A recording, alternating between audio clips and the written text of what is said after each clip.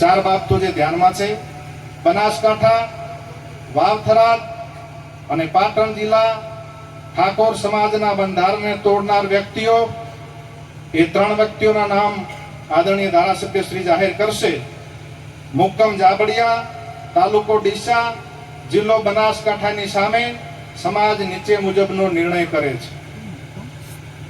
ઠાકોર સમાજ તેમને 1 વર્ષ માટે જ્ઞાતિ બહાર એટલે કે નાત બહાર મૂકવાનો નિર્ણય કરે છે. 1 વર્ષ પછી સમાજના બંધારણ દિવસની ઉજવણી વખતે જાબડિયા ગામના ઠાકોર સમાજની ગ્રામ સમિતિ તેમને સમાજમાં પરત લેવાની વિનંતી કરે તો તે અભિપ્રાય ડીસા ઠાકોર સમાજ તાલુકા સમિતિના ધ્યાન ઉપર મૂકીને ગુણ દોષના આધારે સમીક્ષા કરીને નિર્ણય કરવામાં આવશે. એનો યોગ્ય દંડ કરવામાં આવશે.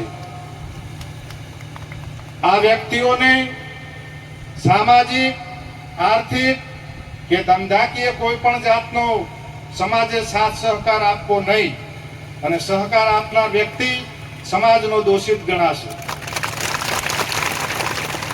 સોશિયલ મીડિયામાંથી સમાજના ભાઈઓને વિનંતી કે તેમને અનફોલો કરે અને પવિત્ર કાર્યમાં સહકાર આપે. આ 4 બાબતો હતી.